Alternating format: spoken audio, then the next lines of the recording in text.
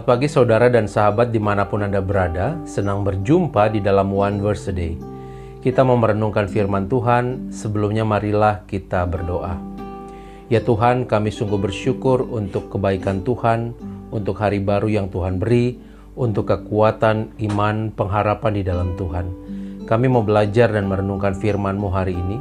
Biarlah Engkau hadir, melawat, dan menerangi kami semua.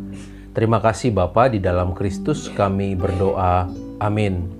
Saudara, firman Tuhan hari ini dari Roma 8 ayat 23. Dan bukan hanya mereka saja, tetapi kita yang telah menerima karunia sulung roh, kita juga mengeluh dalam hati kita sambil menantikan pengangkatan sebagai anak, yaitu pembebasan tubuh kita.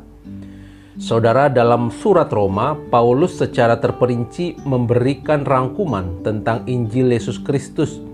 Surat Roma bukan sekedar sebuah surat, tetapi terutama juga merupakan sebuah uraian teologis yang disusun secara rapi.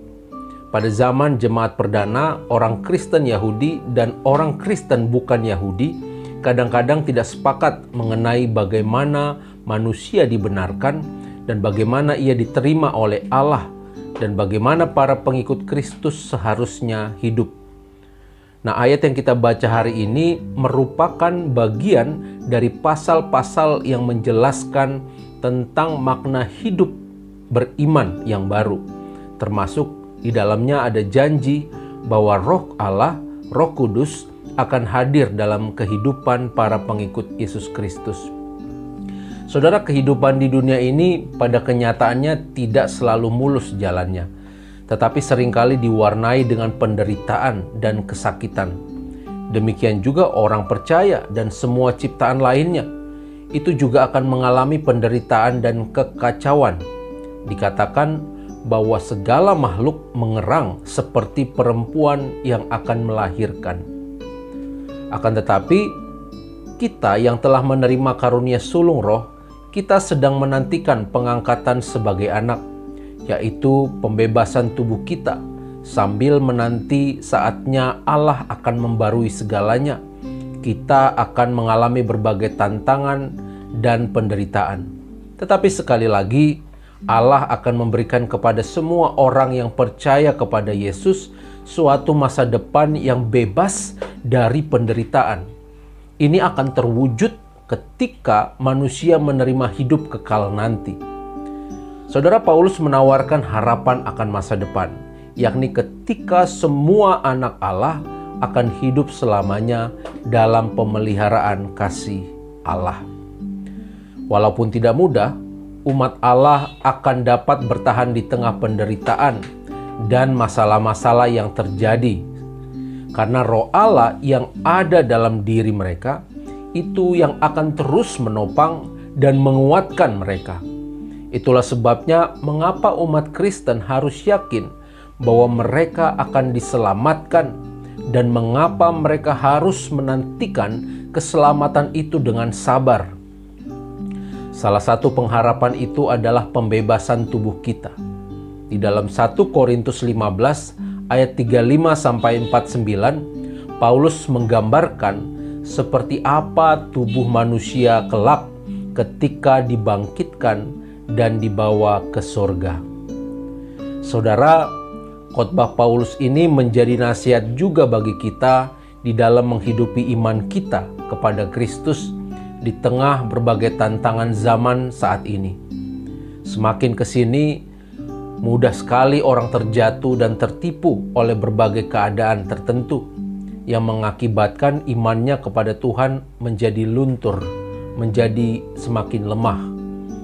Banyak orang yang enggan untuk berjuang dalam imannya. Daripada susah-susah, lebih baik kompromi saja terhadap keadaan. Kenapa harus menderita kalau kita bisa menikmati kehidupan ini? Saudara yang terkasih dalam Tuhan Yesus Kristus, kendati dalam mengikut Tuhan kita akan menderita. Karena selama di dunia ini, kita diajak untuk menyangkal diri kita, menyangkal kedagingan kita, mematikan hawa nafsu kita. Tetapi itu semua tidak dapat dibandingkan dengan kemuliaan yang akan dinyatakan kepada kita. Kesakitan kita ini hanya bersifat sementara, saudara. Bahkan sangat sebentar dibandingkan kehidupan kekal yang dinyatakan Kristus pada saatnya nanti. Kelak kita semua akan terbebas dari penderitaan saat ini. Jadi saudara, berlatihlah terus, berjuanglah terus, biar kiranya kita semakin kuat dan teguh dalam iman percaya kita kepada Kristus. Saya percaya Roh Kudus pasti menyertai kita semua. Amin. Mari kita berdoa. Ya Allah, kami sungguh bersyukur untuk firman Tuhan yang boleh kami dengar dan kami renungkan. Kami diingatkan hari ini agar kami tetap teguh.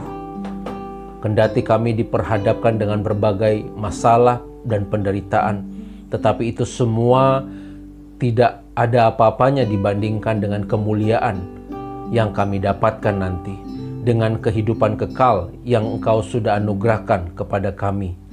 Biarlah Bapa, kami terus mampu untuk bertahan. Biarlah kami terus dikuatkan untuk berjalan di dalam jalan Tuhan. Kami berani meninggalkan segala hal-hal yang tidak berkenan di hadapan Tuhan.